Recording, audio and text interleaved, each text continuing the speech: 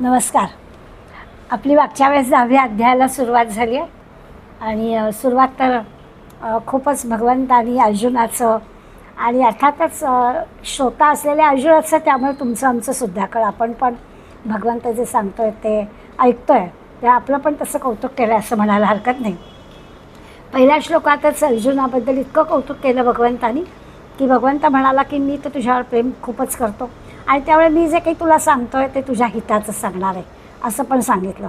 आणि जे सांगणार आहे ते अगदी रहस्ययुक्त असं माझं बोलणं आहे आणि ते मी तुला ऐकवणार आहे, तुझ्या कल्याणाचं आहे असं पहिल्या श्लोकाची सुरुवात झाली. आणि दुसऱ्या श्लोकामध्ये पुन्हा तुलना करून असं सांगितलं की हे जे काही मी तुला सांगणार आहे ना, हे बाकी कोणाला कळतही नाही. हे जे रहस्ययुक्त तुला गुह्य सांगणार आहे ते अगदी देवदेवता झाल्या किंवा मोठे अगदी ज्ञानी किंवा अगदी अवतार धारण करून आलेले जरी असले, ऋषी जरी असले, तरी ते सुद्धा सगळं जाणत नाहीत. जे म्हणजे माझं जे खरं रूप आहे भगवंताचं ते बाकी कोणीही जाणत नाही असंही दुसऱ्या श्लोकामध्ये आपण मागच्या वेळेस ते पाहिलं की भगवंतानी सांगतोय ते हिताचं आहे, सांगतोय ते तुलाच सांगतोय, तुझ्यावर प्रेम आहे म्हणून सांगतोय आणि बाकी कोणालाही खरं जाणता येत नाही असं जे आहे ते मी तुला सांगतोय. आणि मग आता खऱ्या अर्थाने आजच्या तिसऱ्या श्लोकापासून भगवंत म्हणजे आता आपण तत्परतेनं ऐकायला तयार होती, काय एवढं सांगतो आहे भगवंत अर्जुनाला, कळू दे तरी आपल्याला, अशी परिस्थिती झालेली आहे. तर आपण बघूया तिसऱ्या श्लोकात भगवंत अर्जुनाला काय सांगतात. योमाम जमनादींच वेत्ती लोक महेश्वरम असमूढ समर्केशु सर्व पापै प्रमुच्यते. असं तिसऱ्या श्लोकात भगवंताने अर्जुनाला सांगितलं. सर्व पापही प्रमुच्यते, सगळ्या पापातून मुक्त होऊन जातो. कोण मुक्त होऊन जातो ते उरलेल्या सगळ्या 3 अर्धचरणामध्ये आपल्याला मिळणार आहे. सगळ्या पापांपासून मुक्त होणारा हा जो कोणी यो माम माम म्हणजे मला, जो मला मी कसा आहे, भगवंत कसा आहे, तर 3 विशेषणं भगवंताची ह्यामध्ये दिली. तो एक तर अजम, अनादी आणि महेश्वर. आता ही तिन्ही आपल्याला काही नवीन नाही आहेत विशेषणं. हा जो आहे तो जन्मरहित आहे, भगवंताचा जन्म झाला असं नाही आपण म्हणत, तो आहेच आहे. हे सृष्टी निर्माण होण्यापेक्षा आधी पण तो होता, नंतर पण तो असणारच आहे. असा जो जन्मरहित, त्याला जन्म नाही, त्याला येणं जाणं नाही, असा जो जन्मरहित आहे आणि अनादी आहे. आणि त्याला तिसरं विशेषण लोक महेश्वर वापरलं आहे. लोक याचा अर्थ तिन्ही लोके, आणि या तिन्ही लोकांमध्ये जो मुख्य आहे, प्रमुख आहे, असा जो आहे तो व्यक्ती म्हणजे तत्वतः जाणतो. जो कोणी या भगवंताला तत्वतः जाणतो सहा तो मर्त्येषु म्हणजे मर्त्य लोकावर, या दृश्य जगावर किंवा आपण म्हणूया माणसांमधल्या असमूढ हा. असमूढ हा शब्द आपल्याला कळेल, आपल्याला मूढ शब्द चांगलाच कळतो. दासबोधामध्ये आपण मूर्खाची लक्षणं पाहिली आहेत, पढत मूर्खाची पण पाहिली आहेत. त्या मूढ हा म्हणजे मूर्ख, समूढ हा असं म्हटलं. समूढ हा म्हणजे आणखी अगदी महामूर्ख, पढत मूर्ख. आणि असमूढ हा म्हणजे जो पढत मूर्ख नाही तो म्हणजे ज्ञानी, म्हणजे शहाणा. त्यामुळे असा जो या माणसांमध्ये, या भूलोकावर किंवा या मर्त्य लोकावर जो ज्ञानवान आहे, जो हुशार आहे, असा जो कोणी माणूस आहे तो सर्व पापही प्रमुच्यते, सर्व पापातून मुक्त होतो. आता खरं तर एकच विषय सांगितला तिसऱ्या श्लोकामध्ये. जो या भगवंताला जाणतो तो पापातून मुक्त, तो शहाणा माणूस, बुद्धिमान माणूस पापातून मुक्त होतो. आता ह्या भगवंताला जाणतो तो भगवंत कसा, ते पण त्यांनी आपल्याला 3 विशेषणांच्या आधारे सांगितलं की जो अजन्म जन्मरहित आहे, अनादी आहे आणि जो या तिन्ही लोकांमध्ये महेश्वर श्रेष्ठ आहे. असा हा ह्याला जो कोणी जाणतो तो कसा, तर तो हुशार बुद्धिमान माणूस सर्व पापातून मुक्त होतो.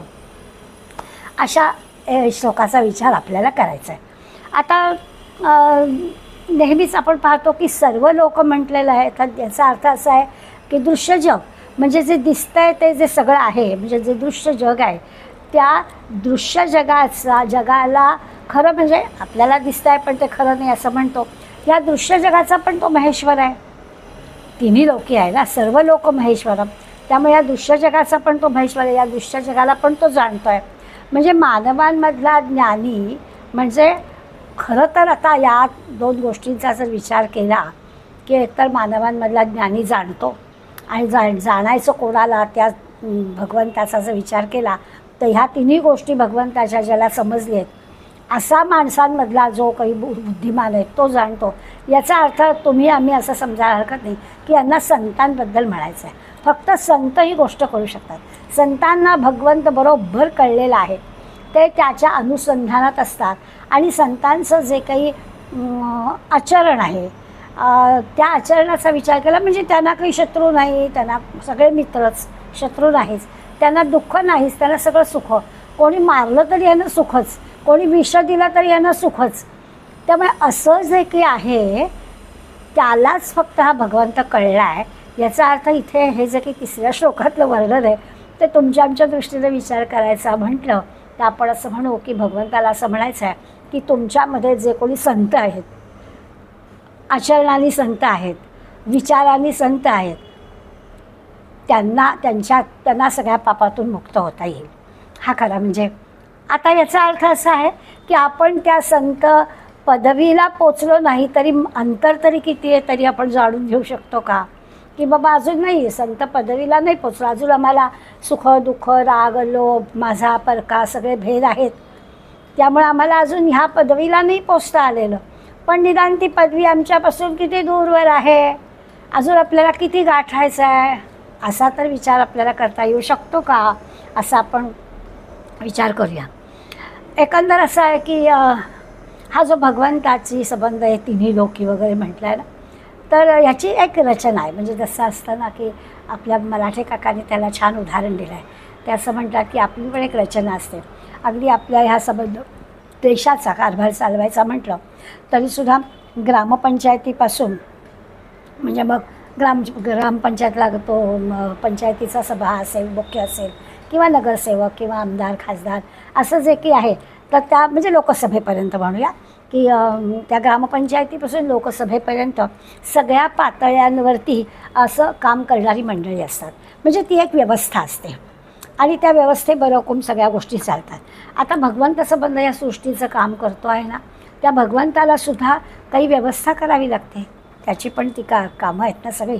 त्यामुळे मग त्याच्या व्यवस्थेमध्ये इंद्र आहे, वरुण आहे, चंद्र आहे, अग्नी आहे, ही त्याच्या व्यवस्थेतली मंडळी आहेत. आता होतं असं की महेश्वर सर्वांचा प्रमुख, म्हणजे आपण आत्ता उदाहरण म्हणून घेतो आहे तर आपण म्हणू राष्ट्रपती किंवा पंतप्रधान या सगळ्यांचे प्रमुख, त्यांचे काय निर्णय असतील ते काय म्हणतील तसं. पण सामान्य आम्हाला आपली काही कामं किंवा आपल्याला काही रोज मोठ्या पंतप्रधानांना फोन करायचं अशी आपल्याजवळ काहीच कामं नसतात. सामान्यतः आपल्याला खरं तर काय अगदी नगरसेवकाशी सुद्धा आपलं काहीच काम नसतं. फार तर अगदीच काही काम असलं तर त्या नगरसेवकाच्या चपराशाकडून सुद्धा आपलं काम होऊ शकतं. इतकं आपण सामान्यपणानं आपल्या काही या सगळ्या लोकांशी काही मोठा दैनंदिन संबंध असायला असं काहीच नाही आहे. पुरेसं असतं आपल्याला एवढं सगळं. हे सगळं खरं आहे. म्हणजे अगदी महेश्वरापर्यंत आपण नाही गेलो तरीसुद्धा आपल्याला या बाकीच्या त्याच्या ज्या व्यवस्थेतल्या देवदेवता आहेत तेवढ्यांची माहिती पुरेल असं म्हणायचं आहे का. तर लक्षात असं घ्यायचं की हे जरी प्रत्यक्ष नसलं तर आपलं काम रोज सूर्य येतो आहे, प्रकाश मिळतो आहे, उष्णता मिळत आहे, चंद्र येतो आहे, अग्नी आपल्याकडे आहे, सगळं आपलं व्यवस्थित चाललेलं आहे. त्यामुळे आपल्याला काही महेश्वरापर्यंत रोज जायची काही आवश्यकता आहे का, तर आहे. म्हणजे असं आहे की ऑपरेशन सिंदूर झालं आहे याच्यासंबंधी माहिती असायलाच हवी.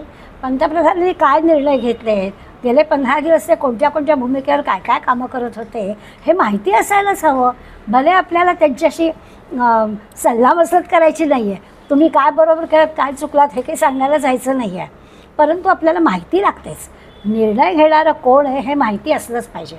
तसं महेश्वर हा निर्णय घेणार आहे, त्याची माहिती आपल्याला असलीच पाहिजे. मग ती माहिती असणारा कोण, असमूढ हा.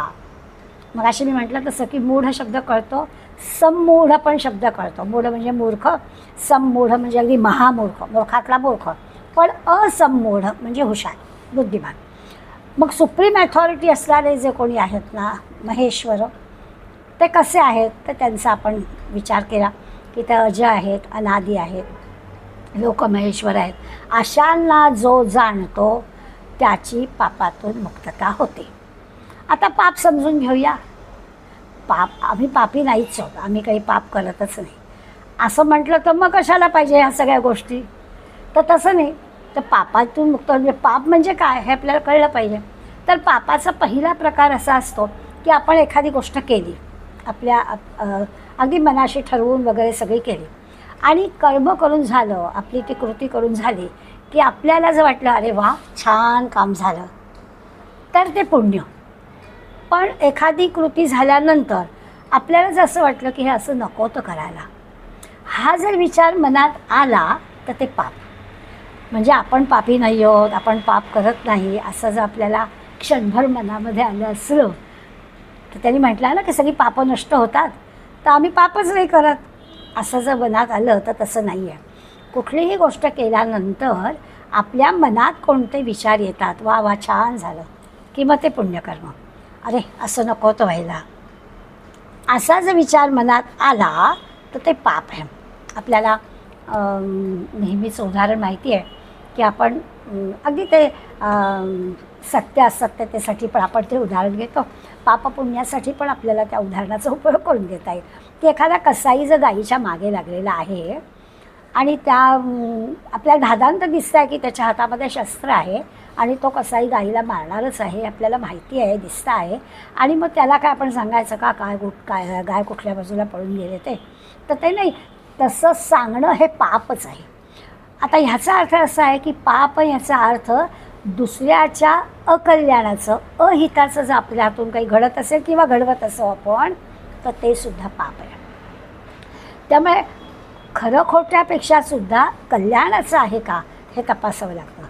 अगदी खोटं सांगितलं पण ते कल्याणाचं असलं तर चालतं. जसं आपण घरामध्ये म्हणतो ना की लहान मुलाला किती द्यायचं हे आईला कळतं, आणि म्हणून मग त्यांनी जर अगदीच हट्ट केला, नाहीच ऐकलं, तर आई काय करते, संपलं असं सांगते. आता ती खोटं बोलते. आमच्या आज्यांना तर सवय होती, मला तर अगदी आठवत आहे, घरात लाडू वड्या असे की केला की ती 2-3 ठिकाणी ठेवायची. खूप एकत्र कुटुंब आला गेला खूप असतो, प्रत्येकाला काहीतरी हातावर द्यायला असावं लागतं ऐन वेळेला घरामध्ये, अशा तिच्या काही गोष्टी असायच्या. त्यामुळे मग तिला ते असं ठेवावं लागायचं. तेव्हा घरातला पदार्थ संपला आहे, आम्हाला माहिती आहे आजीने कुठेतरी ठेवला असणार, तर ते काय असतं, तर मग तसं जरी संपला असं सांगितलं तर आजी काही खोटं बोलली का, नाही, तर ते कल्याणाचं असतं, म्हणजे ते खरंच असतं. अशा दृष्टीने पण पापपुण्याचा विचार करायला सांगितलेला आहे आपल्याला.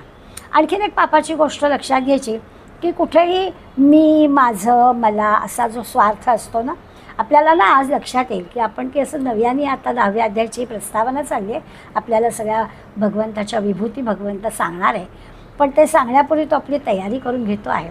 त्यामुळे आपल्याला सगळ्यांना स्थितप्रज्ञाची लक्षणं माहिती आहेत. 11व्या अध्यायातली आपली ज्ञानी माणसाची लक्षणं आपण पाहिली, 13व्या अध्यायातली.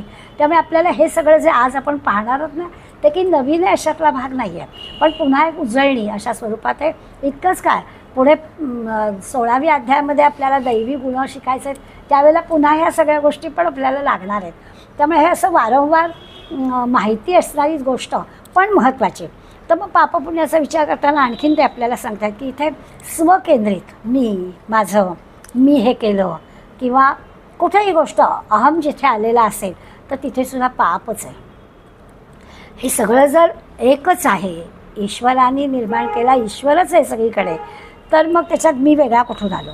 त्यामुळे सर्वानुभूती परमेश्वर, सगळ्यांचीच सेवा, सगळ्यांबद्दलच प्रेम असा जर भाव असेल तर तो पुण्याचा भाग आहे, आणि तसा जर नसेल तर तो पापाचा भाग आहे, असं पण लक्षात घ्यायचं. त्यामुळे सर्व पापही प्रमुच्यते, सगळी जी काही नाहीशी होतात पापं, तर आधी आपल्या हातून पापं कुठली कुठली घडत आहेत, कशी कशी घडत आहेत, त्याचा पण आपण थोडा विचार करूया. अजून एक प्रकारच्या पापाबद्दल विचार करायचा की एखाद्या कर्माने किंवा एखाद्या विचाराने आपण त्या भगवंतापासून दूर, स्वस्वरूपापासून दूर जातो. कारण आपण मुळात आपलं सच्चित आनंद असं स्वरूप आहे. वारंवार आपल्याला भगवंतांनी सांगितलं की आपण कसं आहोत, सच्चित आनंद, तरीही आपण आपल्याला देह म्हणून समजत असलो, म्हणजे देहबुद्धी आड येत असली, मी म्हणजे देह आहे असं वाटत असेल, आणि मग आपण जन्माला येणारे, मृत्यू पावणारे असं जर आपण स्वतःला मानत असलो, अगदी खरं म्हणजे कटू वाटेल, पण वाढदिवस साजरे करत असतो, तर वाढदिवस काय करायचा, वाढदिवस हा देहाचा करायचा असतो, आणि तो काही वाढतो म्हणजे व्हायचाच असतो, तुम्ही करा नाही तर करू नका, वर्ष पार व्हायचंच असतं. त्यामुळे वाढदिवस हा विषय विचारात घेतला तर खरं म्हणजे ते की पापातलीच गोष्ट आहे असंही आपल्या लक्षात येईल की जन्माला येणं आणि जाणं या गोष्टी तुमच्या माझ्या हातात नाहीच आहेत. त्यामुळे त्याच्याबद्दलचा आनंद साजरा करण्याचा प्रश्नच नाही. आता ही जी काही आपण पापांच्या गोष्टीचा विचार, ही पापं जर व्हायला नको असतील आपल्या हातून, तर मग थोडासा विचार करायला पाहिजे चिंतनाने. म्हणजे आपलं विचार करून चिंतन करून जे काही आपलं सच्चित आनंद असं जे मूळ स्वरूप आहे किंवा आपण जे स्वस्वरूप ज्याला म्हणतो आहे, भगवंताशी आपलं स्थिर होणं असं जे काही आपण वारंवार म्हणतो आहे, त्याच्याशी आपल्याला सराव करायला पाहिजे, सवय करायला हवी. मग हळूहळू काय आपला परका भेद विसरून जायचं, हळूहळू कमी व्हायला पाहिजे. मी माझं हे कमी व्हायला पाहिजे. जे जे काही घडतं आहे ते ईश्वरा म्हणजे आपला अनुकूल घडो नाही तर प्रतिकूल घडो. हां, जे काही घडतं आहे तर ईश्वराच्या इच्छेला जर घडतं आहे तर त्या प्रत्येक घडणाऱ्या गोष्टींचं आपण समजूनच घ्यायला पाहिजे. आणि त्याचं सुखदुःख वाटण्याचा संबंधच नाही. म्हणजे चांगलं अनुकूल घडलं म्हणून आनंद झाला, प्रतिकूल घडलं म्हणून वाईट झालं, दुःख झालं असं वाटण्याचं पण काही कारण नाही. आता असा जर विचार आपला पक्का झाला तर मग आपल्याला म्हणजे तो जो काही भगवत भाव आहे तो वाढतो. खरंच भगवंताच्या इच्छेने हे सगळं चाललेलं आहे, त्याची इच्छा महत्त्वाची आहे हे आपल्याला पटतं. आपल्या आवडीनिवडीचा वगैरे काही संबंध नाही ही पण आपल्याला खात्री पटते. असं सगळं घडतं. आता त्यामुळे मग असं आहे की आपल्या वाट्याला आलेलं जे कर्म आहे ते इमाने इतबारे प्रामाणिकपणे मनापासून करायचंच करायचं. अगदी उत्तमातलं उत्तम प्रयत्नांची पराकाष्ठा करून कर्म करायचं आणि ते पण पुन्हा करायचं आणि ते ईश्वराला अर्पण करायचं. मी केलं असं म्हणायचं नाही. माझ्या कर्मी भगवंतानी करून घेतलं आणि ते ईश्वरालाच अर्पण करून टाकलं असा विचार ज्यांनी केलेला आहे किंवा असं ज्याला साधलेलं आहे ते पापही प्रमुच्यते. ती मंडळी पापातून पापमुक्त होतात असं 3ऱ्या श्लोकामध्ये भगवंत सांगतो आहे. आता आपल्याला कळेल की इतकं काही सोपं नाही आहे. पापातून मुक्त व्हायचं म्हणजे काय व्हायचं. आता खरं म्हणजे नीट जर बारकाईने विचार केला तर हे जे सगळं आपण विचार करतो ना यालाच ज्ञान कर्म भक्ती म्हणायचं. कुठल्याही मार्गाने जा त्या भगवंतापर्यंतच जायचं आहे. हे 3 मार्गच आहेत. ते 3 मार्गच त्यांनी सांगितलेले आहेत की ईश्वराच्या इच्छेनं सगळं काही घडतं आहे. तो जो भगवंत आहे तो शाश्वत आहे, आहेच आहे. आणि मग आहेच आहे म्हटल्यावर तो अज अनादी वगैरे हे जे काही त्याला सांगितलं आहे त्याचा काय अर्थ आहे तो ओळखायचा. तो जर सगळीकडे आहेच आहे तर मग त्याला ओळखणं अवघड जाऊ नये. पण आपल्याला जेव्हा आपला अहम, आपल्या सुखदुःखाच्या आपल्या देहाशी असलेल्या गोष्टी हे जेव्हा असतं तेव्हा मग हा भगवंत दूर राहतो अशी गडबड होते. म्हणून पुन्हा पुन्हा आठवण करून द्यायचं आहे. म्हणजे आता नुसतं जाणायचं, ओळखायचं, वाचायचं, ऐकायचं एवढं पुरणार नाही. तर ते श्रद्धेने त्यावर विश्वास ठेवायचा. नाही तर आपण ऐकतोय ना, अनेकदा ऐकतोय, आपण वाचतोय, आपण समजून घ्यायचा प्रयत्न करतोय. आता ठामपणाने त्याच्यावर विश्वास ठेवायचा. का विश्वास ठेवायचा? तर खरंच आपल्याला संत सांगतात, आपले पूर्वज सांगतात, त्यांच्यामुळे विश्वास ठेवायचा. करायची सुरुवात संत म्हणतात ना, म्हणजे मग हळूहळू ती श्रद्धा बसते. श्रद्धेचं रूपांतर आपल्या अनुभवात प्रचितीत पण येतं. सुरुवातीला जरा श्रद्धा संत सांगतात म्हणून श्रद्धा ठेवावी आणि असं करता करता करता करता हळूहळू आपल्याला त्याची प्रचिती येते. आणि खरंच जे काही घडतं आहे ते त्याच्या इच्छेने घडतं आहे. त्याच्या अनुकूल प्रतिकूलतेचा आपण आपल्या सुखदुःखाशी काही संबंध लावायचा नाही. सगळं कसं छानच आहे असं म्हणायचं. माऊली ह्याच्यासाठी उदाहरण देतात. उदाहरणापुरतंच हे आपण घ्यायचं.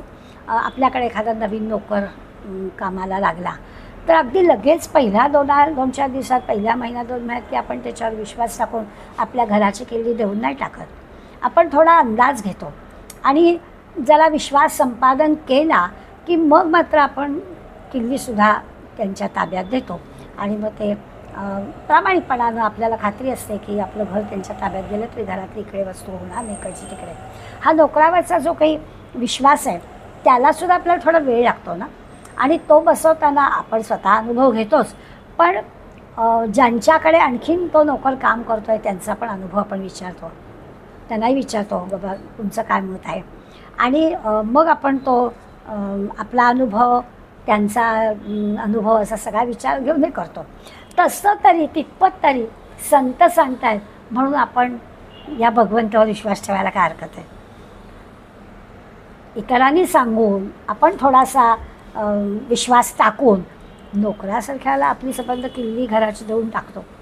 मग आपल्या या जीवनाची किल्ली, जीवनाच्या रथाचे आपल्या स्वाभाविकच दोर हे त्या भगवंताच्या हातामध्ये खरं म्हणजे आहेतच. आपण कोण देणार आहे? तसं आपल्याला विचार करायला काय हरकत आहे? आणि मग भगवंतावर तेवढा तरी विश्वास टाकायला काय हरकत आहे?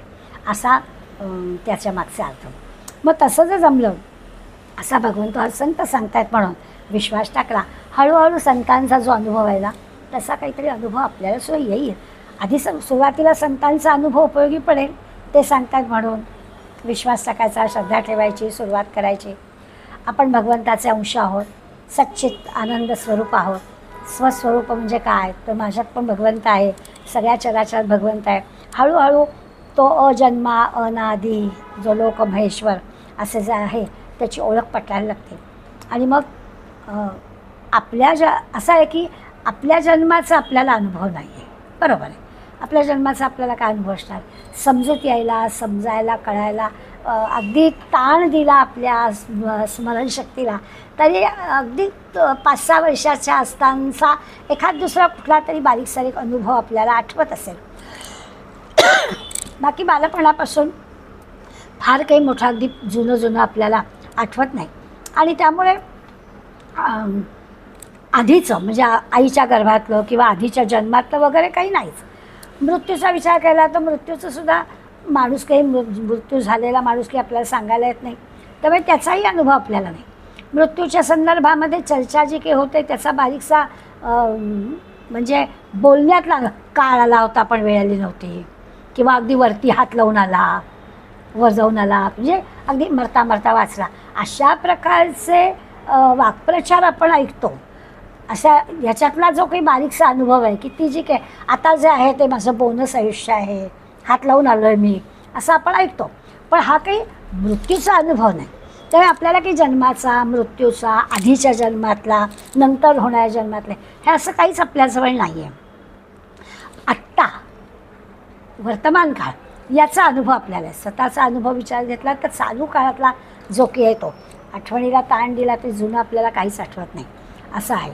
म्हणून मग जर का असं आहे तर आपण दुसऱ्या कुठल्या तरी रूपात होतो वगैरे वगैरे संत सांगतायत ना, की हा देह आहे, हा देह आपण घेऊन आलो आहे, हा आपला इथेच सोडून जायचा आहे, त्याआधी पण काहीतरी वेगळ्या देहात आपण आलो असलो, आपल्या पापपुण्याच्या आधारे आणखीन पण पुढला जन्म आपल्याला येईल, असा जो काही पुनर्जन्माचा विचार आपल्या धर्मामध्ये सांगितला जातो, या संतांच्या सांगण्यावर आपल्याला विश्वास ठेवायला हवा. आता जे तिन्ही लोक महेश्वरम म्हटलं आहे, तर पाताळ लोक किंवा आता मृत्यूलोक, स्वर्गलोक, या सगळ्याचा स्वामी जो लोक महेश्वर. मग आता आपलं लोक म्हणजे आपलं जग. आता आपलं जग म्हणजे काही लगेच मृत्यूलोक म्हणजे संबंध दृश्य जग किंवा विश्व असा विचार न करता आपल्या प्रत्येकाचं एक जे काही अनुभव विश्व आहे ते आपलं जग आहे. फार मोठं की अगदी आकाशाला गवसणी घालणं इतकं काहीच नाही आहे. पण आपण लक्षात असं घ्यायचं की आपल्या प्रत्येकाचं जे काही अनुभव विश्व म्हणजे आपलं जे काही एक जग आहे, आपलं काय, आपलं गाव, आपलं घर, आपलं आजूबाजू, आपले नातेवाईक, असे जे काही आपलं म्हणून जे काही आहे तेवढंच आपलं विश्व आहे, तेवढंच आपलं जग आहे. पण आज आपल्याला लक्षात येईल की लोक महेश्वर म्हटलं आहे ना, तर सगळ्या लोकांचा आणि आपल्या पण अनुभव विश्वातला जो महेश्वर आहे याचा अर्थ असा आहे की कॉमन फॅक्टर काय, तो महेश्वर सगळ्यांच्यामध्ये तो आहेच. भले आपलं अनुभव विश्व छोटं असेल पण प्रत्येकाचं अनुभव विश्व जे की आहे त्या प्रत्येकामध्ये तो महेश्वर आहेच, म्हणजे भगवंत आहेच असं आपल्याला त्यांनी, तो म्हणजे लोकमहेश्वर. लोक शब्द वापरला याचा अर्थ प्रत्येकाचं जे काही अनुभव विश्व आहे त्या सगळ्यामध्ये तो भगवंत आहेच. आता समजायला सोपं म्हणून नेहमी आपल्याला विजेचं उदाहरण देतात. आता ते पाठ झालं आहे आपलं की वीज नावाची जी गोष्ट आहे त्या विजेच्या सहाय्यानं आपल्याजवळ जी काही उपकरणं आहे त्या सगळ्या उपकरणांचं कार्य चालतं. मग ते कार्य वेगवेगळं असतं पण तरी ती वीज एकच असते. तसा हा जो काही ईश्वर आहे, परमात्मा आहे, तो एकच एक आहे. आत्मतत्व म्हणा, परमात्मा म्हणा, तो महेश्वर. आता या श्लोकामध्ये महेश्वर म्हटलं आहे, ही विभूती आहे, हे एकच एक आहे. हे जो जाणतो अगदी म्हणजे असा जाणकार जो आहे तो नित्य प्रसन्न असतो. त्याला कळलेला आहे हा भगवंत आहे आणि हा सगळ्यामध्ये आहे आणि हा जे काही करतो ते सगळं बरोबरच आहे असं ज्याला कळलेलं आहे तो अगदी नित्य प्रसन्न असतो. त्याला कशाची चिंता नसते. त्याचं मन बुद्धी जराही इकडलं तिकडे विचलित होत नाही. आनंद प्रसन्न असं ते असतं. आता जग पाहिलं, संसार पाहिला तर संसार कसा आहे. संतांनी पण तुमचा आमचा संसार वेगळा, तुमचं आमचं जग वेगळं आणि संतांचं वेगळं असं थोडंच आहे. संतांनी पण हे सगळा संसार जाणलेला आहे. फक्त त्यांनी काय केलं आहे, आपलं जे मन आहे, आपलं जे चित्त आहे ते ह्या संसारातून बाजूला काढलं आहे. आपण त्या संसारात लिप्त आहोत ना. त्याच्याऐवजी संतांचं आणि आपलं वेगळे पण काय, तर याच जगात ते राहत आहेत, याच संसारात ते राहत आहेत, याच दृश्यविश्वातल्या सगळ्या गोष्टी त्यांच्यासमोर पण आहेत. 24 तासांचाच दिवस त्यांना पण आहे, त्यांना पण रोजची भूक तहान आहे. पण असं सगळं जरी असलं तरी त्यांनी मन मात्र आपलं संसारातून बाहेर काढलेलं आहे. ते आपला देह म्हणजे मी असं मानत नाही, देहाला ते कप पदार्थ मानतात. त्या संतांना त्यांच्या स्वरूपाचा सच्चित आनंदाचा साक्षात्कार झालेला आहे. त्यांना खरं भगवत स्वरूप आपण आहोत हे बरोबर कळलेलं आहे. आणि असा संतांचा जो देव आहे तो हा अजन्मा, तो हा महेश्वर, तो स्वयंभू आहे आणि त्याच्यामुळे त्यांचं जीवन सार्थकी लागलेलं आहे. असं संतांना जे कळलं आहे ते अर्जुना तुला मी सांगतो आहे. म्हणजे त्यांनी वापरला नाही शब्द, संतांना कळलं आहे. ज्याला कोणाला हे कळतं त्याच्या पापातून मुक्तता होते असं सांगितलं. आणि तो शहाणा आहे, तो बुद्धिमान आहे. तर अर्जुना तो पापापासून तो मुक्त होतो. आता पापापासून मुक्त होण्यासाठी ज्या काही क्वालिटीज ह्या श्लोकामध्ये भगवंतांनी सांगितल्या त्या सगळ्या अर्जुना तुझ्याजवळ आहेत. पहिल्या श्लोकात अर्जुनाचं कौतुकच करून झालेलं आहे, त्यामुळे नक्कीच त्याच्याजवळ आहेत. त्या भगवान अर्जुनाला सांगतात, अर्जुना माणसाने काय करावं, असं मूर्ख राहू नये बाबा, मूढा राहू नये. मी तुला ना सोय करून ठेवतो आहे. सगळी सोय भगवंतांनी केलेली आहे. काय काय गोष्टी पाहिजेत म्हणजे तो शहाणा होतो त्याची यादीच मी तुला देतो. मूढा राहून चालणारच नाही आपल्याला. मूर्ख राहून चालणारी ह्या जगात जर राहायचं आहे आपल्याला, तर मी तुला ना काय काय सोयी केलेल्या आहेत त्या तुला देतो. मी काय काय देऊन तुला पाठवलेलं आहे. जसं मगाशी म्हटलं की दैवी गुणांचा अभ्यास आपल्याला 16व्या अध्यायात करायचा आहे. ज्ञानी माणसाची लक्षणं आपल्याला 13व्या अध्यायात शिकायचे आहेत. पण स्थितप्रज्ञाची लक्षणं आपण पूर्वी पाहिलेली आहेत. तसं आता ह्या सगळ्या सोयी केलेल्या म्हणजे कुठले गुण देऊन पाठवलेलं आहे. त्या गुणांची ओळख पुढल्या 2 श्लोकांमध्ये भगवंत करणार आहे. पहिला यादी दिली आहे. बुद्धिर्ज्ञानम सम्मोह क्षमा सत्यम दमशमा सुखम दुःखम भवो भावो भयंचा भयमेवच. बऱ्याच आपल्या श्रोत्यांमधल्या मैत्रिणींना गीता पाठ आहे, त्यामुळे तो श्लोक असा लगेच चटकन डोळ्यासमोर येईल. तर यादीच दिली आहे. काय तर बुद्धी, ज्ञान, असम्मोह, क्षमा, सत्य, दम, शम आणि मग दुसऱ्या वळीमध्ये 3 जोड्या दिल्या आहेत. सुखदुःख, भवोभाव, भय अभय. 3 जोड्या दिल्या आणि पहिल्या ह्याच्यामध्ये 7 गुण सांगितले. आता या सगळ्या हे सगळं देऊन आपल्याला पाठवलेलं आहे किंवा ह्या सगळ्या सोयी मी तुझ्यासाठी केलेल्या आहेत. म्हणजे या सगळ्या गोष्टी तुला दिली आहेत, फक्त त्याचा योग्य तो अर्थ तू लावला पाहिजेस. तू म्हणजे अर्जुनाला सांगितलं असलं तरी तुम्हा आम्हाला पण. तर हे सगळं खरं तर काही शब्द नवीन नाही आहेत. बुद्धी, ज्ञान, असम्मोह सगळे शब्द आपल्याला माहिती आहेत. क्षमा, सत्यम, दमशमः आणि सुखदुःख माहिती आहे. भाव अभाव म्हणजे उत्पन्न होणं आणि नाहीसं होणं हे माहिती आहे. भय अभय हे पण माहिती आहे. तर या सगळ्या गोष्टीची सोय मी करून ठेवलेली आहे. काय काय असेल ह्या बुद्धी म्हणजे काय, तर आपल्याला बुद्धी म्हटलं की निश्चयात्मक बुद्धी, व्यवसायात्मिका बुद्धी, गीतेतले शब्द आपल्याला आठवतात. गीतेमध्ये निश्चयात्मकता बुद्धी किंवा व्यवसायात्मिका बुद्धी असं म्हटलेलं आहे. तर मग म्हणजे काय, तर बुद्धी सगळं ठरवते ना. निश्चयात्मक असे जेव्हा काय करावं असा प्रश्न निर्माण होतो चंचल मनापुढे, त्यावेळेला त्याचा निर्णय घेण्याचं जे काम असतं ते बुद्धी करतं. आपण दासबोधामध्ये अंतःकरण पंचक असं पाहिलं आहे. अंतःकरण, मन, बुद्धी, चित्त आणि मग अहंकार अशा 5 गोष्टी पाहिल्या. त्या एकावर एक कशा अवलंबून असतात आणि त्याचं सगळं व्यवस्थित गेल्या तर सगळं चांगलं होतं तेही पाहिलं आहे. तर त्या अंतःकरण पंचकाबद्दल आपल्याला माहिती येते की परत आता द्यायला हवी अशातला भाग नाही. तर गीता ही जी बुद्धी आहे ह्या बुद्धीला निश्चयात्मक व्यवसायात्मिका असं जे म्हणते याच्या मागचं कारण असं आहे की होतं असं की या बुद्धीला कधी कधी मोह होतो. आणि मग असा मोहरूपी चिखलात जर ती अडकली तर तिला बाहेर येता येत नाही. आणि मग त्यावेळेला मग कसं ज्ञान प्राप्त होणार? तो चिखल बाजूला केला, मोह बाजूला केला तर मग ज्ञानप्राप्ती होईल ना. म्हणून बुद्धीसुद्धा जरी निश्चयात्मक असली तरी तिला कशाचा मोह होता कामा नाही. ह्याच्यासाठी आपल्याला त्या बुद्धीचा विचार करायला हवा. निश्चयीच बुद्धी असायला हवी. तिला योग्य तो निर्णय घेता यायला पाहिजे, अशीच बुद्धी असायला पाहिजे. कशाचाही मोह तिला होता कामा नये. तर ज्ञानप्राप्ती होईल, तर त्या बुद्धीला वैराग्य प्राप्त होईल. आणि त्यात पुन्हा आणखीन पण गोष्टी आहेत की सत्वरजतम पण असतं ना बुद्धीला. सात्विक बुद्धी, राजस बुद्धी, तामस बुद्धी, अशा पण 3 गोष्टी बुद्धीला असतात. आता तसं जर असेल, मला असं आहे की हा बुद्धी देणारा परमेश्वरच आहे. आपण म्हणा बुद्धिदाता भगवंत, मग तो जो भगवंतच आहे. तर याचा अर्थ काय?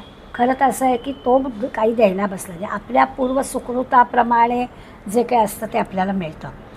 आपण कसं कर्म करतो आहे, काय करतो आहे, आपल्याला स्वातंत्र्य आहे ना कर्म करण्याचं. त्यामुळे जर का आपण स्वतःच्या प्रयत्नांनी चांगलं कर्म केलं, सत्कर्म केलं, मग अशी आपण सगळ्या पापपुण्याच्या गोष्टींचा विचार केला आहे, असा विचार करून केलं तर चांगलं सात्विक कर्म केलं, सत्कर्म कर्म केलं तर काहीच प्रश्न नाही आहे. पण होतं असं की माणूस स्वप्रयत्नाने जर का तामसी बुद्धीचा त्याग करू शकला, खरं म्हणजे करू शकतो, त्यांनी जर प्रयत्न केला की तामसी बुद्धीतून मग राजस बुद्धीतून मग सात्विक, अशी सात्विक बुद्धी प्राप्त होते आणि चांगलं कर्म आपल्या हातून घडतं. नाही याच्यातला भाग नाही. कारण त्याचं असंच आहे की तमोगुण जर आपला वाढला तर तमोगुण आपल्याला विनाशाकडे नेतो. रजोगुण जर आपला वाढला तर आपण व्यवहार जास्त पाहतो, फायद्याचं काय आहे. रजोगुणी माणूस आपला फायदा बघतो, थोडा स्वार्थ बघतो. सत्वगुणी जो माणूस आहे तो मात्र परमात्मा तत्वाचा वेध घ्यायला आपल्याला त्याचा उपयोग होतो. त्यामुळे सत्वगुणाचा विचार करायचा झाला तर त्याच्यासाठी आपल्याला असा सत्वगुण आणावा लागेल. नाहीतर पाणी जसं उताराकडे जातं ना, तसं तमोगुणाकडे जायला की वेळ होत नाही, वेळ लागत नाही, सहज माणूस जातो. मी गमतीनं नेहमी म्हणते की आपल्याला जराही प्रयत्न करावे लागत नाहीत. दूरदर्शनवरच्या एखाद्या रोज बघत असणाऱ्या सिरियलचं टायटल सॉन्ग आपल्याला पाठ करावं लागत नाही. ते म्युझिक लागलं की आपल्याला ते येतं. पण गीतेचा अध्याय श्लोक पाठ करायला प्रयत्न करावे लागतात. तेव्हा चांगल्या गोष्टीसाठी प्रयत्न करावा लागतो हे आपल्याला पक्क माहिती आहे. आणि त्यामुळे तमोगुणाकडून रजोगुणाकडून सत्वगुणाकडे असं ते करावं लागतं. तो चढणीचा रस्ता आहे, ते मुद्दाम करावं लागतं. त्याच्यासाठी आपल्याला बुद्धी सूक्ष्म करावी लागते, एकाग्र करावी लागते. मग ती सत्वगुणाची बुद्धी होईल, मग ती निश्चयात्मक, व्यवसायात्मक असं सगळं त्या घडेल. त्या बुद्धीचा विचार केला तर असं आहे की एवढे भोवताली विषय आहेत, तर त्या बुद्धीला विषयांचं ज्ञान होतं की हो, तिला त्या बुद्धीला पण दिसतात ना ते विषय. मग ती विषयांकडली बुद्धी आपल्याला वळवायची. मग ती विषयांकडली बुद्धी वळवली चांगल्या कामाकडे, म्हणजे भगवंताच्याकडे वळवली तर ते आपल्याला त्रास आहे ना. विषयाकडे वळणं काही त्याला कष्ट नाही आहेत, पटकन वळते. भगवंताकडे वळायला कष्ट आहेत, तर ती भगवंताकडे वळवली पाहिजे. अशी भगवंताकडे वळवली, त्याच्यासाठी अगदी प्रयास करावे लागतात, खूप प्रयत्न करावे लागतात, तेव्हा ते होतं. असा सगळ्या बुद्धीच्या बाबतीत आपल्याला विचार करायला पाहिजे. म्हणजे यादी जी दिलेली आहे त्या यादीतला पहिला सोयी केलेत भगवंतांनी आपल्यासाठी, बुद्धी दिलेली आहे. आणि मग ती दिलेल्या बुद्धीचा आपण वापर कसा करायचा आहे ते आपल्या हातात आहे.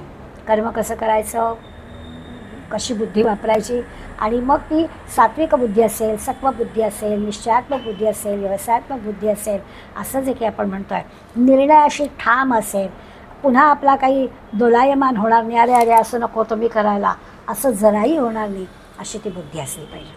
आता बुद्धी असून सुद्धा पुढला शब्द ज्ञान वापरला आहे. बुद्धी ज्ञान समूहात असं म्हटलं. आता लगेच बुद्धी आहे आणि मग ज्ञान वेगळं का? तर ज्ञान याचा अर्थ असा आहे ना की इतक्या विविध प्रकारचं ज्ञान बाहेर, म्हणजे इन्फॉर्मेशन, नॉलेज इतकं मोठ्या प्रमाणावर आपल्याला उपलब्ध आहे. तर त्या अशा सगळ्या ज्ञानामधून जे खरं आत्मज्ञान आहे त्याला आपल्याला बाजायचं. त्या श्रीकृष्णाने अवतार घेतला आणि सांदीपनी ऋषींच्या आश्रमात भगवान श्रीकृष्ण अगदी थोडेच दिवस त्यांना पुरले. तेवढ्या वेळामध्ये त्यांनी 14 विद्या 64 कला आत्मसात केल्या. पण 14 विद्या 64 कला म्हणजे हे ज्ञान नव्हे.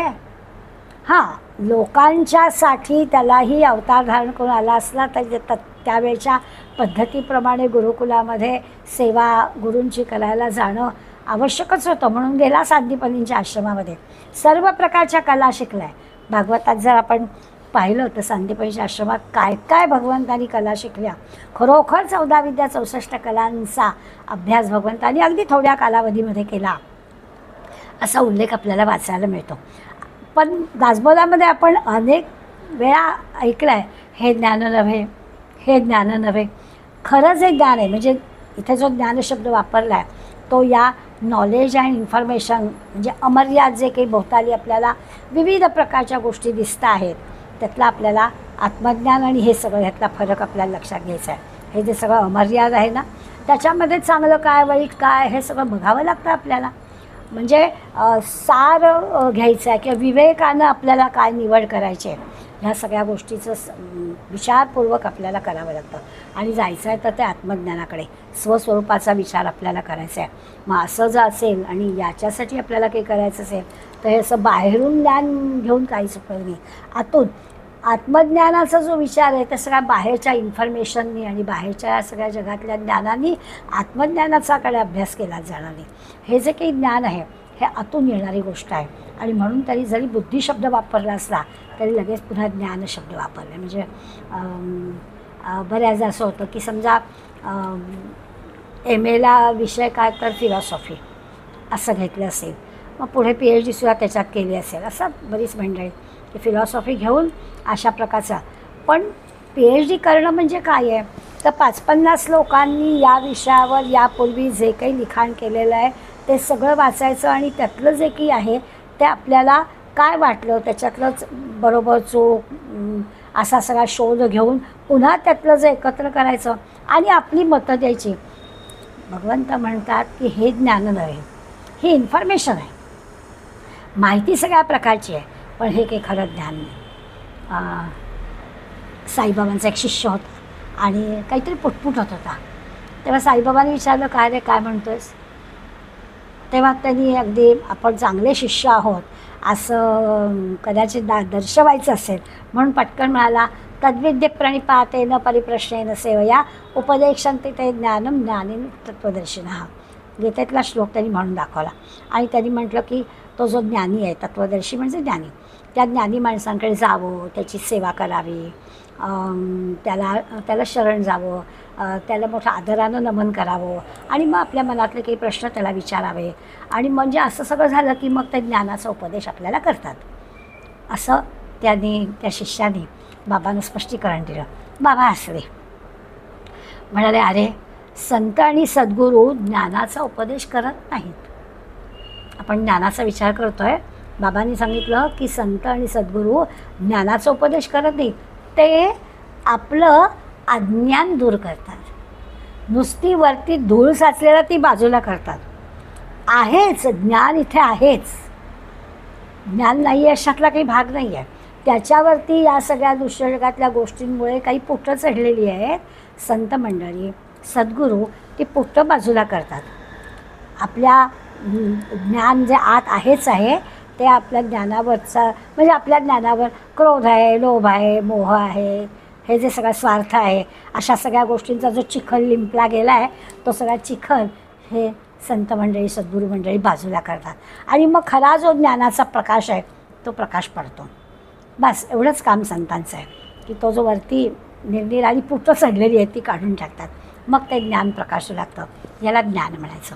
त्यामुळे भगवंतांनी जे आपल्याला या श्लोकामध्ये 7 गुण आणि शिवाय त्या 3 जोड्या म्हणजे ते 13 गुण दिलेले आहेत. या 13 गुण आपल्याजवळ आहेत. त्या गुणांचा आपण विचार करून ठेवायचा की हे सगळं आपल्याजवळ भगवंतांनी दिलं आहे. बुद्धी दिली आहे, ज्ञानही दिलं आहे.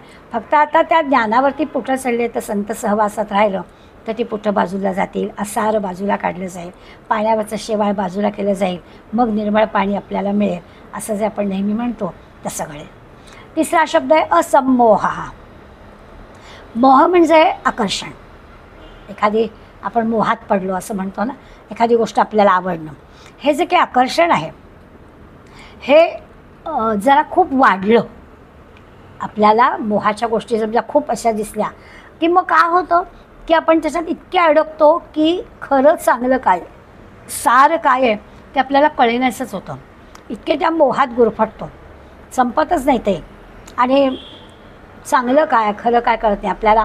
कितीतरी ठिकाणी म्हणजे ती वस्तू मिळवण्यासाठी वेडेपेशा व्यसनी माणूस जो असतो त्याच्या बाबतीत आपल्याला म्हणता येईल की आपण किती वेळा आजूबाजूला पाहतो की त्या छोट्या मोठ्या प्रत्येक टपरीवरती तंबाखूने कॅन्सर होतो असं अगदी स्वच्छ शब्दात लिहिलेलं असतं. अगदी कुणालाही वाचता येईल इतकं मोठ्या ठळक अक्षरात, रंगीत अक्षरात लिहिलेलं असतं. त्या पाठीखाली उभं राहूनच चांगली सुशिक्षित माणसं, वाचता येत नाही का त्यांना येत आहे, माहिती नाही का त्यांना माहिती आहे, तरी देखील तसं करतात. असं जेव्हा आपल्याला दिसतं तो जो आहे तो सम्मोह आहे.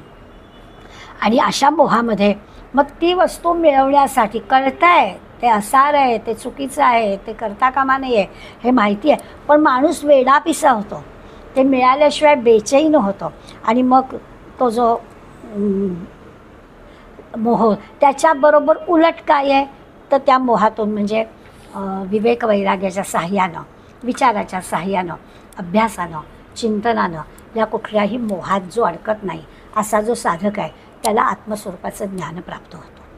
मोहात अडकला की नाही होणार, पण जो मोहात अडकत नाही तो बरोबर स्वस्वरूपाचं ज्ञान, तो खऱ्या अर्थाने आत्मज्ञानाकडे आत्मस्वरूपात जातो. तो नाही गोंधळात अडकत, त्याची इंद्रिय, त्याचं मन त्याच्या ताब्यात असतं. चौथा गुण दिला आहे क्षमा. सगळं सोपं आहे, आज काही मोठं फार आपल्याला नव्यानं शिकायचं नाही आहे. हे सगळे गुण जे आहेत ते आपल्या परिचयाच आहे. आता क्षमा म्हणजे काय तर माझ्या गल्लीत ये मग बघतो, म्हणजे मी तिथे शूरवीर आहे, इथे मला काही जमणार नाही, किंवा जाऊ दे आत्ता सोडून देऊया, याला क्षमा नाही म्हणत. क्षमा कशाला म्हणायचं की आपल्याला कोणी किती त्रास दिला, आपला काही अपमान झाला, आपल्याला त्याला शिक्षा करण्याचं, दंड करण्याचं सामर्थ्य आहे, पण तरीही आपण ते करत नाही आहोत, आपण ते सहन करतो आहे. त्यांनी दिलेला त्रास आपण सहन करतो आहे. आपल्याला उलट त्याला त्रास देणं त्याचं सामर्थ्य आपल्याजवळ आहे, पण तरीही त्याला न देणं. आपण मुक्ताई सिनेमा नुकताच पाहून आलो आहे, ज्ञानेश्वरच्या संतांचं चरित्र आपल्याला माहिती आहे. ज्ञानेश्वरांना इतका समाजाने त्रास दिला, पण तरीही त्यांचं जे आचरण आहे चारी भावंडांचं त्याला क्षमा म्हणायचं. त्यांच्याजवळ सामर्थ्य होतं, रेड्याच्या तोंडून वेद वदवून घेण्या इतकं सामर्थ्य माऊलींजवळ होतं. आणि त्यामुळे हे असं जे की त्रास देणारे होते यांना त्यांना गप्प बसवणं काही अशक्य नव्हतं, पण तरी देखील सगळीकडे भगवंतच भरलेला आहे, त्यामुळे त्यांनी त्रास देणार यांचं पण भलंच केलं. सगळे सुखी व्हावेत, सगळे सुखी व्हावेत, सगळे आपलेच आहेत, अशी जी काही प्रार्थना आहे की माझं स्वरूपच भगवंतच सगळीकडे आहे. द्रौपदीचं उदाहरण आपण क्षमा या गुणासाठी नेहमीच घेतो. द्रौपदीची सर्व मुलं अश्वत्थाम्याने मारली आहेत, आणि असं झाल्यानंतर पाची पांडवांनी अश्वत्थाम्याला पकडून द्रौपदीसमोर आणलेलं आहे, आणि तू म्हणशील तशी शिक्षा अश्वत्थाम्याला आपण करू असं म्हटलं आहे. त्यावर द्रौपदीचं उत्तर आहे ते फार क्षमा ह्या गुणासाठी आपल्याला अगदी म्हणजे किती टोकाची क्षमा आहे. ती म्हणाली नाही, ह्याला सोडून द्या. आपल्या मुलांना मारणारा समोर आहे आणि तरीही सांगते की मला पुत्र शोक काय आहे हे कळलेलं आहे. ती गोष्ट कृपीला म्हणजे अश्वत्थाम्याच्या आईला होऊ नये म्हणून अश्वत्थाम्याला सोडून द्या, याला क्षमा म्हणतात. तेव्हा क्षमाचा विचार केला तर आपल्याला कळेल. आणि म्हणून पृथ्वीचं नाव क्षमा आहे. ही पृथ्वी आहे ना, ह्या पृथ्वीला आपण किती त्रास देतो. ही जमीन आहे, आता बघा ना, आपल्याला खायला अन्न मिळायला हवं, आपल्याला उत्तम उत्तम फळं वगैरे मिळायला हवी, म्हणून आपण ती लागवड करण्यापूर्वी जमीन भासतो, नांगरतो, किती किती गोष्टी तिला त्रास होईल अशा सगळ्या गोष्टी करतो, पण ती मात्र आपल्यावरती उपकारच करते. म्हणून तिला क्षमा असं म्हटलेलं आहे. अशी टोकाची उदाहरणं जर क्षमेची घेतली तर आपल्याला त्रास देणाऱ्या कोणाला आपण उलट त्रास द्यावा असा विचार करण्याचं कारणच नाही आपल्याला होणार. म्हणून भगवंत आपल्याला या गुणांची यादी देतो आहे. आणि हे सगळं तुमच्याजवळ आहे म्हणजे तुझं हे जर सगळं तू लक्षात घेतलंस तर काय होईल? पापही प्रमुच्यते, सगळ्या पापातून तू मुक्त होणार आहेस, कारण मग तू ज्ञानी होणार आहेस. आणि तसा झालास की तुम्हाला ओळखणार आहेस. मग मी जो कोणी आहे, अजय आहे किंवा महेश्वर आहे, ते कोण आहे ते तुला कळणार आहे. आणि मग सर्व पाप, पण हे सगळे गुण तुझ्याजवळ पाहिजेत. आता अशा पद्धतीने जर आपण कुठला क्षमा हा गुण पाहत होतो, त्याच्या कुणाच्याच मनात कोणाविषयी वाईट विचार येताच कामा नये. म्हणजे मग त्याला आपला कोणी अपमान केला आहे मग लगेच आपल्याला राग येतो असं यांच्या बाबतीत होणारच नाही. जो क्षमाशील आहे तो शांतच राहणार. म्हणजे आपण नेहमी तुकारामांचं उदाहरण घेतो. बिचारा मंबाजीला तेल लावायला गेला. आता मंबाजीने मारलं आहे तुकारामाला, काटेरी झोडपाने मारलेलं आहे. आणि तरी देखील त्या तुकारामांच्या मनात किती दया, किती क्षमा, की नको नको त्याच्या हाताला लागणं असेल. अशा पद्धतीची जी संतांची उदाहरणं आपल्याला माहिती आहेत त्या सगळ्यांचा विचार केला तर क्षमा हा गुण काय येतो आपल्याला कळेल. पुढला गुण आहे सत्य. मग अशी जसं पापपुण्याबद्दल आपण बोललो तसं सत्य या गोष्टीचा पण विचार अनेकदा आपण केलेला आपल्याला माहिती आहे की सत्यम ब्रूयात प्रियम ब्रूयात, न वदेत म्हणजे अप्रिय बोलू नये. हे आपण नेहमी हे करतो की दुसऱ्याला दुःख देणारं अप्रिय असेल ते जरी खरं असलं तरी बोलू नये. अशा प्रकारचा विचार करा. दुसऱ्याच्या कल्याणाचं आहे, दुसऱ्याच्या हिताचं आहे ते जे की खरं आहे ते जरूर सांगावं. जे त्रिकालाबाधित सत्य आहे ते जरूर सांगावं की कधीच हे खोटं होणार नाही ती गोष्ट जरूर सांगावी. जसं आहे ते एखाद्या वक्त्यांनी जसं आहे तसं श्रोत्यांच्या समोर मांडावं. श्रोत्यांना ते तसंच्या तसं आहे ते समजावं, ह्याला सत्य म्हणायचं. पण शंका मनात येईल अशा प्रकारचं सांगायचं नाही. आणि दुसऱ्याला त्रास होईल असं जरी कितीही सत्य असलं तरी मग मौन धरायचं असा पण आपल्याला विचार सांगितलेला आहे. त्यामुळे सत्याबद्दल काही फार बोलायला हवं असं नाही. सत्यंवद धर्मंचर्य असे आपल्याला नेहमी हे दिलं असलं तरी सत्य म्हणजे काय तर दुसऱ्याला दुःख देणार असेल, दुसऱ्याच्या अकल्याणाची गोष्ट असेल आणि मग ती कितीही जरी सत्य असली तरी ती बोलायची नाही, ती असत्य कॅटेगरीत जाईल अशा प्रकारचा विचार करायचा. पुढला गुण दिला आहे शम. शम याचा अर्थ मनोनिग्रह. आपलं मन आपल्या ताब्यात पाहिजे. मनाला सारखं सारखं चांगल्याच विचारावरती बांधून ठेवलं पाहिजे. त्याला चांगलंच करायला लावलं पाहिजे. आता चांगल्या विषयाशी त्याला केंद्रित ठेवणं, बांधून ठेवणं असं आहे की ते मन पटकन जातं ना वाईट विचारांकडे. मनावर नियंत्रण ठेवणं खूप कठीण असतं. म्हणून तो वेगळा मनोनिग्रह शम हा मुद्दाम गुण दिलेला आहे की सारखं असं पटकन मन दुसरीकडे जाऊ शकतं. मग त्याला परत परत भगवंताकडे वळवावं लागतं. म्हणून मनोनिग्रह करावा लागतो. विकारांकडे जायला काही वेळ लागत नाही ना. पुन्हा त्याला मार्गी लावायला भगवंताकडे जायला वेळ लागतो. त्या मनाच्या श्लोकामध्ये पण समर्थांनी सुरुवातीला किती गोंजारला आहे. कौतुकाने त्याला अगदी चुचकारून बा मना तू सज्जन आहेस रे असं म्हणून त्याला वळवून वळवून त्या मनाला स्थिर करण्याचा प्रयत्न केला. आणि खरंच आहे सुरुवातीला जरा ह्या मनाला सक्तीच करावी लागते. सक्ती करून करून मग हळूहळू त्याला सवय होते. पण जरा सैलच सोडलं त्याला तर ते जाईलच वाहत कुठेतरी. आणि म्हणून त्याला चांगल्या सवयी लावायच्या असेल तर सुरुवातीला सक्तीच करा. जसं आपल्या घराघरातून आपण पाहतो ना, लहान मुलांना रात्री झोपण्यापूर्वी ब्रश करायला सांगायचं म्हणजे घरात रोजचा एक संवाद असतो. आपल्या घराघरातून आपल्याला अनुभव येईलच की कोणीतरी आई बाबा त्याला झोप येते असं पाहिलं की सांगतात मुलांना ब्रश केलास, आणि मग जाम राग येतो. म्हणजे आता ती इतकी झोप अनावर झालेली असते म्हणा किंवा काय कंटाळा म्हणा, आळस म्हणा, तर त्याला नसतं करायचं. पण आता अगदी बाबा डोक्यावरच बसलेत म्हटल्यानंतर मग जाऊन ब्रश करावं लागतं. मग कधी त्याची पुढली पायरी काय तर आठवण केली आई बाबा माझ्या आई लक्षात करणार आहे असं म्हणायचं. आणि नाही आठवण केली तर आळसाने झोपून जायचं असं पण घडतं. तर त्या सक्तीचा परिणाम पुढे पुढे काय होतो, एकदा का त्या सक्तीमुळे त्याला सवय लागली की मग मात्र त्या मनाला इतकी छान सवय लागते मनोनिग्रह असा काही होतो की मग काही चिंता करायचं कारण नाही, कारण त्याच्यातला जो खरा उपयोग आहे तो कळलेला असतो. आणि मग तो एकदा कळला की मग आठवण पण करावी लागत नाही, मग काहीच करावं लागत नाही, बरोबर न विसरता रोजच्या, कारण त्या सक्तीचं सवयीत रूपांतर झालेलं असतं. आणि मग म्हणजे जणू काही ब्रश केल्याशिवाय झोपच येत नाही अशा प्रकारची सवय होते. आणि मग सुरुवातीला ते जरी त्रासदायक वाटत असलं ते नंतर ते अंगवळणी पडतं. असं जे व्यवहारात आपण पाहतो ती गोष्टच आहे नेहमीसाठी आहे की त्या मनाला चांगली गोष्ट करण्यासाठी त्याला निग्रहाने ठरवून ते करवूनच घ्यावं लागतं, नाहीतर ते चाललंच आळसाकडे कंटाळ्याकडे जाईलच. त्याच्यानंतरचा दम, हे जसं आपण शम मनोनिग्रह पाहिला तसं बाकीच्या इंद्रियांचा पण विचार दम म्हणजे इंद्रिय निग्रह, सगळे इंद्रिय आवरणं म्हणजे नुसतंच मनोनिग्रह नाही.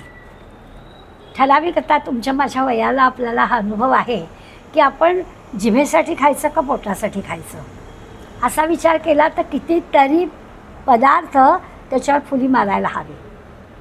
कुठलाही तळणीचा पदार्थ अगदी ताजं ताजं लोणचं केलेलं आहे, काही गरजच नाही आहे. लोणचा हा जिभेचा प्रकार आहे, तो पोटासाठी नाहीच आहे उपयुक्त. असा जर विचार केला तर आपल्या लक्षात येईल की बाकी तर ठीकच आहे, फास्ट फूड, कोल्ड्रिंक्स ह्याही तर यादी कितीतरी येईल, पण इंद्रिय निग्रहामध्ये रसनेचा जर जास्त विचार होईल. पण त्याचा विचार केला तर लक्षात येईल की दम म्हणजे इंद्रियांचा निग्रह. त्या इंद्रिया उठायचं म्हणजे उठायचं, ठरलेल्या वेळेला गजर झालं तर त्याला बंद करायचं आणि 5 मिनटं असं म्हणून नाहीच झोपायचं. असा जर इंद्रियांचा निग्रह असेल, जर करायचं म्हणजे करायचं, जर एकादशीला गीता म्हणायची म्हणजे म्हणायची असं जर आपण ठरवलंच तर आपल्याला हा जो दम आहे म्हणजे आपला इंद्रिय निग्रह आहे तो आपल्याला करता येऊ शकतो.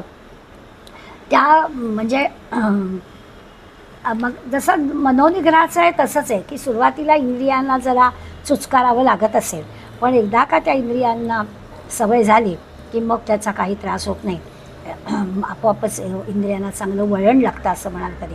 म्हणजे इंद्रिय आवरणं असं जे म्हणतो ना की मला अगदी गेला माझा हात गुलाबजामकडे पण मला नाही आहे खायचा, शुगर आहे, तर मी लगेच इंद्रिय माझी वळवू शकलो की नाही मी खाणार. असा जो काही संयम आहे तो संयम ह्या शम म्हणजे इंद्रिय निग्रहाच्या बद्दल शिकवा. म्हणजे आपल्याला इंद्रियाने दडपायचं नाही आहे, ह्याच्यात दडपणं नाही आहे. सहजपणानं इंद्रियांना वाटलंच पाहिजे की ज्या गोष्टी करायला आवश्यक आहे, म्हणजे आपल्याला आता ज्या आत्मज्ञानाचा विचार करायचा आहे त्याच्यासाठी आपल्याला इंद्रिय जी सगळी आत वळवायची आहेत, त्याच्यासाठी व्यवहारामधल्या या सगळ्या गोष्टींमधून आपल्याला इंद्रिय काढून घ्यायचे आहेत. कुठे काय चाललेलं आहे हे पाहायचं आहे, ते पाहायचं आहे, ते ऐकायचं आहे, ते बघायचं आहे, काही आवश्यकता नाही आहे. जे काही आहे ते आपल्याला आता खऱ्या अर्थानं स्वस्वरूपाकडे आत्मज्ञानाकडे जायचं आहे. असा त्या भगवंताकडे जाण्यासाठी आपली इंद्रिय निग्रह करून घ्यायचा आहे, इंद्रियांना आवरायचं आहे, इंद्रियांना वळण लावायचं आहे, हे जमलं पाहिजे. त्यानंतर सुखदुःख. आता आपण जे शरीर मन इंद्रिय हे सगळं पाहतो आहे, या शरीर मन इंद्रियांच्यासाठी जे अनुकूल असतं, ज्या गोष्टी अनुकूल परिस्थिती त्याला आपण सुख म्हणतो. सुख म्हणजे काय, सुख म्हणजे नक्की काय असतं असं जर विचारलं तर त्याचं उत्तर की आपल्या मनाला, आपल्या इंद्रियांना, आपल्या देहाला जे काही आनंद वाटणारी गोष्ट असते त्याला आपण सुख म्हणतो. म्हणजे अनुकूल जे असतं त्याला आपण सुख म्हणतो.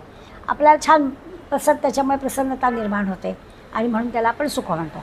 बरोबर उलट गोष्ट जी आहे की आपल्या शरीराला, मनाला, इंद्रियांना प्रतिकूल वाटणारी काही परिस्थिती निर्माण झाली, आपण अप्रसन्न झालो तर मात्र ते दुःखदायक असतं. त्या सुखाची आणि दुःखाची सहज आपल्याला डेफिनेशन करता येऊ शकेल. प्रसन्नता असेल, सुख असेल आणि इकडे त्याच्याबरोबर अप्रसन्नता म्हणजे दुःख.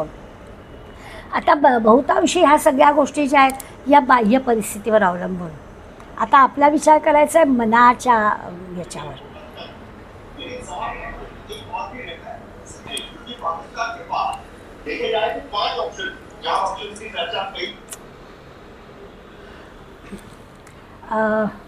बाह्य परिस्थितीवर सगळं अवलंबून नसतं. म्हणजे सुखदुःख जे आपलं आहे आपल्या आतल्या स्थितीवर ते अवलंबून असतं. बाहेरची काहीही परिस्थिती असली पण मन जर आपलं चांगलं असेल तर त्या आतल्या परिस्थितीवर आपली सुखदुःखाची गोष्टसुद्धा बदलू शकते असं कळतं. म्हणजे उदाहरण द्यायचं झालं तर एखादा माणूस आनंदी सुखी राहतो एखाद्या परिस्थितीमध्ये तो ज्या परिस्थितीत तो सुखी आनंदी असतो तशीच्या तशी परिस्थिती दुसऱ्या माणसाची असेल तर तो त्याच्यात सुख मानत नाही, तो दुःखी होतो असं आपल्याला दिसतं. की अगदी ज्याला म्हणतो ना की अरे वा हा नेहमी सदरा नसणारा, म्हणजे सुखी असतो तर त्याच्यावर सदरा नसतो आणि ज्याच्यावर सदरा असतो तो सुखी नसतो. याचा अर्थ काय आहे, तर परिस्थिती काय आहे बाहेरची याच्यावर काही सुख अवलंबून नाही आहे, तर आपल्या आतल्या गोष्टीवरती सुख अवलंबून की नाही नाही जे जसं आहे त्याच्यामध्ये मी आनंदीच आहे असं वाटणारा माणूस तो प्रसन्न असतो, तो सुखी असतो. भगवंत म्हणतात की हे जे सगळे भाव आहेत ना ते मी निर्माण केलेले आहेत. आपण जे गुण पाहतो आहोत, हे सगळे भाव पाहतो आहे, ते सगळे भगवंत म्हणतो मी निर्माण केलेले आहे. सुख ही अभिव्यक्ती पण भगवंतानेच निर्माण केली आहे, दुःख ही अभिव्यक्ती पण भगवंतानेच निर्माण केलेली आहे. आता जो कोणी असमूढ आहे, हुशार आहे, बुद्धिमान आहे, ज्ञानी आहे, तो हे जाणतो की हे सगळं भगवंतांनी निर्माण केलेलं आहे. आपण ज्याला सुख म्हणतो किंवा दुःख म्हणतो हे खरं काही नाहीच आहे, हे भगवंतांनी निर्माण केलेलं आहे. म्हणजे सुखाचा प्रसंग तोच देतो आहे, दुःखाचाही प्रसंग तोच देतो आहे. मग असं जर तो करतो आहे तर मग त्यांनी आपण कशाला सुखी किंवा दुःखी व्हायचं. सुखात जरी असलो तरी भगवंत दिसला पाहिजे, दुःखात जरी असलो तरी भगवंतच दिसला पाहिजे, कारण त्यांनीच ते सगळं निर्माण केलेलं आहे. अशा प्रकारचा जो विचार करतो तो असमूढा असा आहे. आणि असा विचार करणं म्हणजे भगवंताला सगळ्यांमध्ये पाहणं हेच कल्याणाचं आहे, हेच ज्ञानाचं लक्षण आहे. ही दृष्टी यावी ह्याचा तर प्रयत्न सगळा चाललेला आहे. अशी ज्ञानी माणसाची दृष्टी अशी असते की सगळीकडे भगवंतच आहे. ते स्वरूपानंद पावसचे जे स्वामी स्वरूपानंद होते ना, कित्येक वर्ष ते शारीरिकदृष्ट्या अगदी म्हणजे विकलांग झालेले, अंथरुणाला खिळलेले होते. खूप त्यांना शारीरिक त्रास होता. पण शारीरिक त्रास होते ते वेदना होत्या, नाही अशातला भाग नाही, पण त्या वेदना असूनसुद्धा ते दुःखी नव्हते. ते सदा प्रसन्न, सदा प्रभूच्या चरणात दंग. त्यांना वेदना म्हणजे शरीराच्या वेदना शरीराला होत्या, त्यांना काही नव्हत्या. ही जी काही आहे ना ही भगवंताची विभूती आहे. असं भगवंताला अपेक्षित आहे की हे जे काही सुखदुःख आहे हे सुखदुःख त्यांनी निर्माण केलेलं आहे. मग त्यांनी निर्माण केलेल्या परिस्थितीचं मला सुख वाटावं, मला दुःख वाटावं असं नाही होता का. जे आहे ते सगळं छानच आहे असं वाटलं पाहिजे, असा विचार आहे. दुसरी जोड दिली आहे भव भाव. आपल्याला कळेल भव आणि अभाव म्हणजे काय, तर निर्मिती आणि म्हणजे उत्पत्ती होणं आणि नाश होणं, हे तर चक्र सतत चालू असतं. निर्माण होत असतात गोष्टी, म्हणजे उत्पत्ती स्थिती आणि लय असं सगळं घडत असतं. अगदी व्यक्तींचं घटनांचं या विश्वामध्ये सतत निर्मिती होत असते, घटना घडत असतात, पुन्हा सगळा लय होत असतो. अनेक प्रसंग येतात जातात, असं आपलं सतत चक्र अव्याहतपणे चालूच असतं. आता हे तुमच्या आमच्या वैयक्तिक जीवनात चालू असतं, समाजात चालू असतं, संबंध पृथ्वीवर चालू असतं, विश्वात चालू असतं, सारखं काहीतरी घडत असतं. ह्याला भाव म्हणायचं. निर्माण होणं घडत असतं याला भाव म्हणायचं. बरं आपल्याला माहिती आहे जे उपज आहे ते नाश आहे, मग त्यामुळे निर्मिती होते, नाश पावतं, त्यामुळे ते अभाव म्हणायचं. निर्माण होतं भाव, नाहीसं होतं अभाव, असं सगळं आहे. म्हणजे व्यक्त अव्यक्त, पुन्हा व्यक्त, पुन्हा अव्यक्त, असं राहाडगाडगं चालू असं.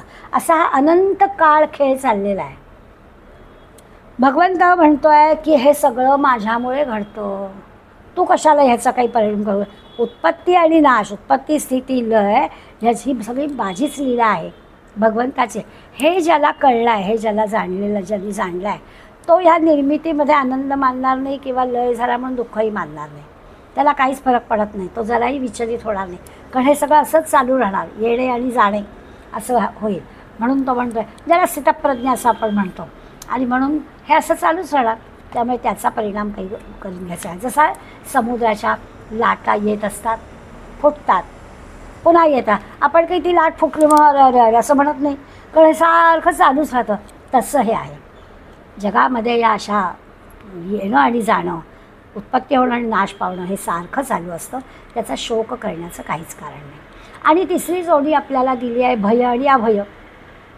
भय आणि अभय आपल्याला कळतं, भीती वाटणं आणि कशाची भीती न वाटणं, या दोन्ही गोष्टींचा विचार आपल्याला कळेल. आपले विचार, आपला आचार, समजा या काही लोकांनी आखून दिलेल्या गोष्टींच्या विरुद्ध झाला तर आपल्याला भीती वाटते. आपण जे काही वागतो आहे त्याच्या जे काही नीती नियमाच्या मर्यादेच्या विरुद्ध आपण काही वागलो तर आपल्याला भीती वाटेल, कारण त्याची काही शिक्षा होईल, त्याचं काही शासन होईल असं आपल्याला वाटतं. पण जर का आपण सगळं व्यवस्थितच वागत असलो, आपलं जर नीटपणानेच नियमाप्रमाणेच सगळं चाललेलं असेल तर आपल्याला कशाला भीती वाटेल. जसं असताना आपण प्रवासाला जातो, गाडी आली की लोक गर्दी करतात, पण ज्याच्याजवळ रिझर्वेशन आहे ना तो शांत असतो, कारण त्याला माहीत असतं की आपलं जागा ठरलेली आहे, त्या आपण नंतर चढलो तरी ती आपल्याला मिळणार आहे. तसं हे सगळं भगवंतानी निर्माण केलं, तर भय वाटण्याचं काय कारण आहे. असं ज्याला कळलेलं आहे त्याला कशाची वेळ, तो सगळ्या नियमाप्रमाणे वागणार आहे, तो शांतपणानं राहतो आणि त्या भय आणि अभय पण आपल्याला कळतं. यासंबंधीची एक कथा स्वामी विवेकानंदांची मी आता पुढल्या वेळेस आपल्याला सांगेन. अशा या सगळ्या गुणांची यादी भगवंतानी आपल्याला दिली आहे. हे सगळे गुण अजून एका 5व्या श्लोकामध्ये आणखीन काही गुण सांगणार आहेत, ते आपण पुढल्या वेळेस बघू. आणि हे सगळं ज्याला जमलेलं आहे की हे सगळं भगवंतानीच निर्माण केलेलं आहे, असा जो आहे तो असुंबूढ आहे आणि असा ज्ञानी तो बुद्धिमान आहे की ज्यांनी भगवंताला जाणलेलं आहे. आणि ज्यांनी भगवंताला जाणलेलं आहे मग भगवंत म्हणतो आता काहीच आणखीन नाही, तो सगळा पापातून मुक्त झालेला आहे. असे छान आजचे 2 श्लोक होते. फार काही मोठं भगवंत तत्त्वज्ञान सांगत नाही आहे. आपल्याला नेमकं कोणत्या रस्त्याने जायचं आहे, कुठे काही त्या रस्त्यात चूक होत असेल तर पुन्हा आपण चांगल्या मार्गावर यावं, यासाठी भगवंतानी आपल्याला काही योग्य मार्गदर्शन केलं आहे. असे हे 2 श्लोक आहेत. आपण आज इथे थांबूया, पुढल्या वेळेला पुढील 2 श्लोक. धन्यवाद.